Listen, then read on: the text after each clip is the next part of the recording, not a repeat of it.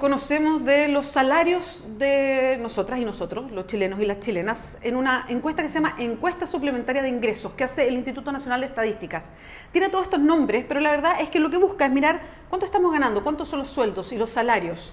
Y la verdad es que hay cifras que son bien sorprendentes y que en el tiempo no cambian tanto. La mitad de los chilenos y chilenas gana hasta 379.000 pesos, dijo esta última encuesta que midió el año 2017. Pero no solo eso, sino que solo un 3,3% de la población gana sobre 2 millones de pesos de ingreso, y las mujeres estamos casi en un 29% de brecha salarial, o sea, ganamos casi un 29% menos siempre que los hombres. Es el tema que vamos a conversar hoy día, los sueldos en Chile, con Marco Kremerman. Él es economista de la Fundación Sol, parte de los integrantes e investigadores de la Fundación Sol. ¿Cómo estás, Marco? Muchas gracias por acompañarnos. Muy bien, gracias, Bea. A ver, ¿cuánto ha cambiado esta estructura de salarios que tenemos en Chile? En el tiempo, digo yo.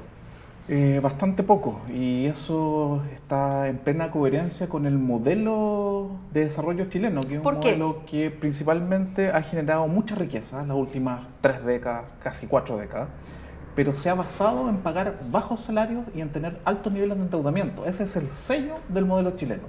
Y cuando uno revisa los datos de encuestas parecidas hace 10 años atrás, 15 años atrás o hace 5 años atrás, nos encontramos con la misma realidad. Una mediana salarial, como bien tú decías, que es ubicarnos en la mitad de la distribución de los salarios, que es mucho más representativa que el promedio. Que el promedio está contaminado por salarios muy altos, que son poquitos, que hoy día es de un poquito menos de 380.000 pesos. Y esto es grave, porque a veces, como conversábamos hace un ratito, aparece en un titular de un diario una noticia, y aquí la mayoría de los chilenos y chilenas viven del salario, no viven del capital, no viven de rentas de propiedades, la mayoría viven su salario. Y que la mitad de nuestros trabajadores y trabajadoras gane menos de 380.000 pesos líquidos es gravísimo, cuando una encuesta que aparece hace alguna semana atrás del propio INE, la encuesta de presupuestos familiares, nos indica que la mitad de los hogares chilenos gasta menos de 810.000 pesos. O sea, los salarios trabajando dos ni siquiera llegan a esos 810.000 pesos. Ahí entonces entendemos por qué tanta gente en Chile, que era lo que nos llamaba tanto la atención de esa otra encuesta, está endeudada, porque en el fondo sí, para vivir te tienes que endeudar. Ahora, para explicarlo mejor, porque muchas veces este tipo de encuesta que tiene tanto que ver con lo que pasa en Chile, aparecen como en las páginas especializadas, en los cuerpos de economía, como si fuera algo que le interesa solo a un sector, y estamos hablando de lo que pasa en Chile. ¿Por qué los salarios, y ahí como hilando más fino y dando una explicación, por qué los salarios son tan bajos? O sea, si el 50% gana hasta 379.000 pesos, estamos hablando de que la mitad de los chilenos y chilenas gana un poquito más o un poco más que el salario mínimo. Así es, y de hecho, si lo ponemos al revés, uno puede constatar que cerca de un 20% gana más de 700.000 pesos, 20%, o sea, solo 2 de cada 10 trabajadoras y trabajadores gana más de 700.000 pesos, y el Chile de hoy 700.000 pesos no es un gran sueldo. No. ¿Por qué ocurre esto? Principalmente porque los trabajadores y las trabajadoras no tienen ningún poder, ¿no? Y no pueden negociar ni disputar la riqueza y el crecimiento que se genera por parte de las empresas, sobre todo las grandes y medianas empresas. Entonces lo que termina sucediendo es que Chile hoy día es un país de un Producto Interno Bruto per cápita por persona ajustado por paridad de compra de casi $25.000. Pero los salarios son como un país de $10.000 y el costo de la vida es como un país de $40.000. Esa es la situación.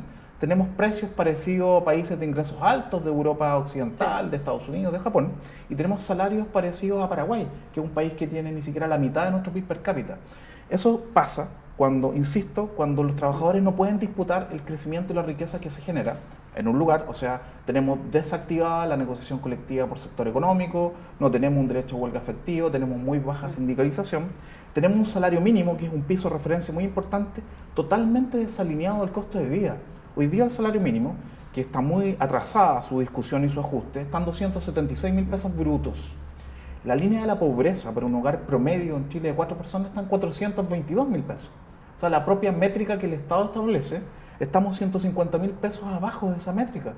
Y no tiene ninguna gracia, no tiene sentido que tengan que obligatoriamente, trabajar 2 personas en un hogar para superar recién la pobreza. Eso no tiene sentido con las promesas las promesas de un sistema capitalista, que en el fondo dice, si ustedes trabajan, al menos van a poder satisfacer sus necesidades básicas, trabajan asalariadamente. Sí, que es como el discurso oficial, ¿no? Exacto.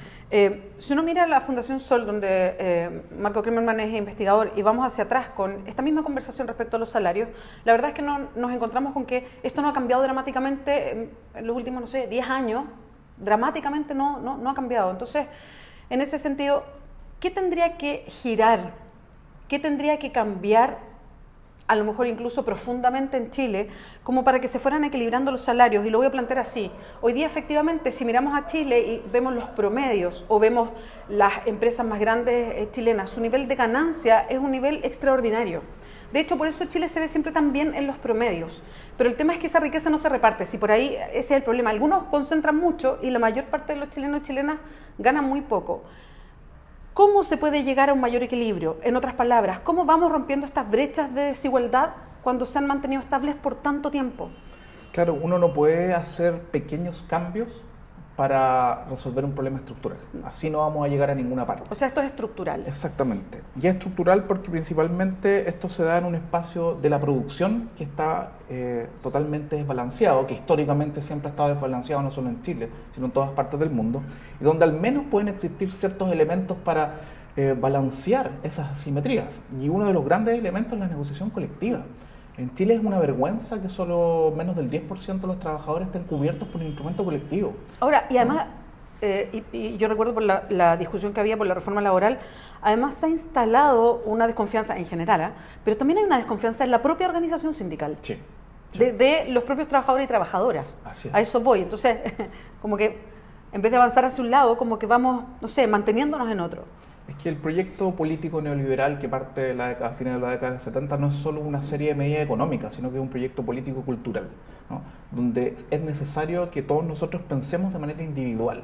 En ese sentido, mi cuenta de capitalización individual en la SFP, no confío en organizaciones sindicales, prefiero negociar individualmente, cosa que trae muy pocos frutos, solo a quienes tienen puestos altos en una empresa. Entonces, no solo hay que luchar con bajos salarios y una situación estructural compleja, sino con un problema cultural de individualizarnos, que eso creo que es lo más complicado.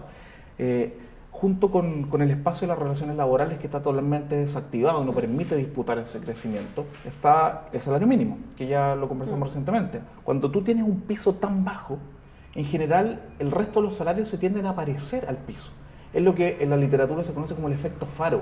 O sea, este piso referencial ilumina el resto de los salarios y tú revisas la encuesta suplementaria de ingresos y la mayoría de los salarios se parece al mínimo. Es 1,5 veces el salario mínimo, 2 veces el salario mínimo. Ahí se concentran todos los salarios. Y por último tenemos un problema con nuestra matriz productiva, ¿no?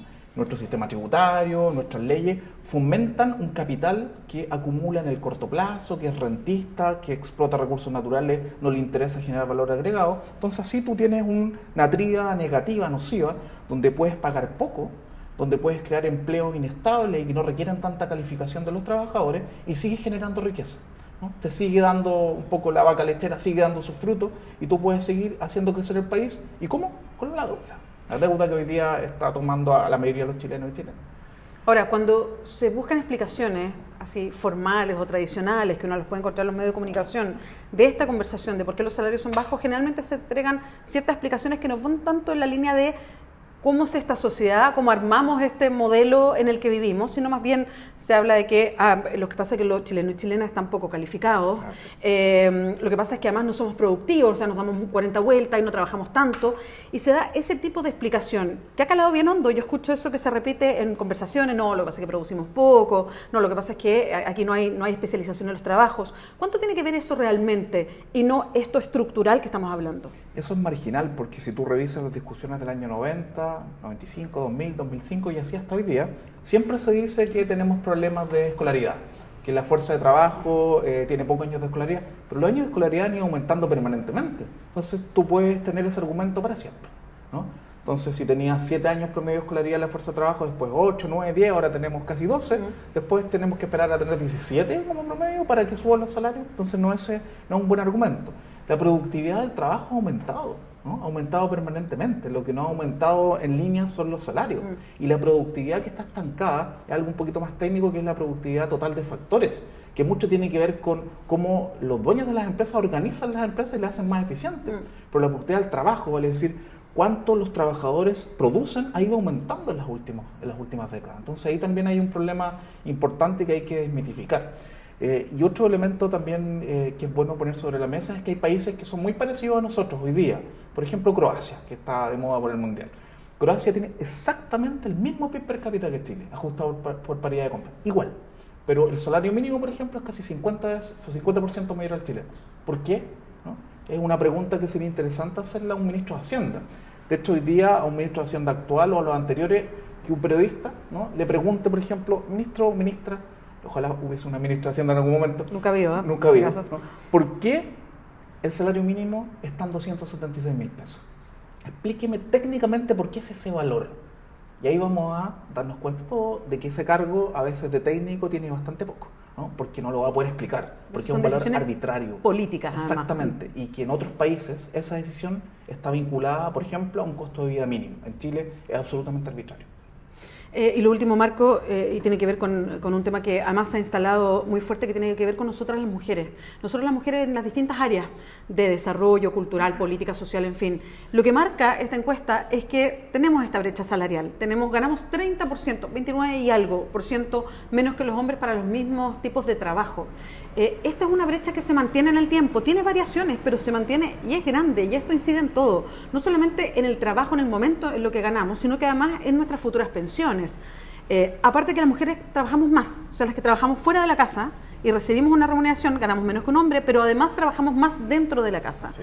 ¿Por qué se mantiene esta brecha pese a que el tema sobre la igualdad de remuneración ha sido un tema desde hace harto tiempo en el país? Incluso hay una legislación que eso supone garantizaría que a la misma pega, mismo sueldo. Así es, claro, hay varios elementos que ahí se conjugan. Efectivamente, la brecha, si bien ha tenido una variación, entre comillas, positiva, porque ha disminuido, pero es leve, ¿no? Ha estado fluctuando entre 33, 35, 29% ahora, sigue siendo importante. Esto no solo ocurre por un efecto de discriminación en el trabajo, vale decir, una mujer y un hombre que hacen lo mismo reciben salarios distintos, que ocurre, sino que las mujeres finalmente terminan tomando, por obligación en muchos casos, empleos que son peor pagados, porque se reproduce la estructura desigual, ¿cierto?, discriminatoria, de que las mujeres hacen trabajos vinculados al sector servicios, de cuidado, en el mundo del trabajo. Como que los roles de género, que de alguna manera hay toda una lucha por tratar de construirlos, se replican en el mundo del trabajo. ¿Y cuáles son los trabajos menos calificados o menos pagados? Son esos trabajos vinculados a los roles de género. Entonces ahí tenemos una discusión importante, ¿no? ¿Por qué las mujeres no pueden estar presentes también en otros trabajos y llegar a cargos importantes en otro tipo de empleos vinculados a la industria, a la minería o los empleos que las mujeres quieran, ¿no? Es un tema importante. Y el otro tema es hablar del trabajo. ¿Qué es trabajo? El trabajo no es solo el trabajo remunerado, como tú bien dices, también es el trabajo de cuidado, niños, adultos mayores, realizar todas las labores de la casa, que hoy día están lamentablemente pésimamente distribuidos entre hombres y mujeres. Según la encuesta de Uso del Tiempo, las mujeres terminan trabajando, en total, sumando los remunerados o no remunerados, casi 3 horas más que los hombres. ¿Y quién contabiliza ese trabajo? ¿Qué pasa con las pensiones de mujeres que trabajan toda la vida, ¿no? Muchos de ellos no remunerados y que después tienen que enfrentarse a una pensión, como los datos que conocimos hace pocos días, menor a 25.000 pesos? Entonces, ¿quién reconoce eso? Eso tiene que el Estado asumirlo, generar cuentas satélites, por ejemplo, para contabilizar ese trabajo, para que se refleje después en un ingreso para vivir, no solo mientras está en edad activa, sino que también cuando se jubilan las mujeres.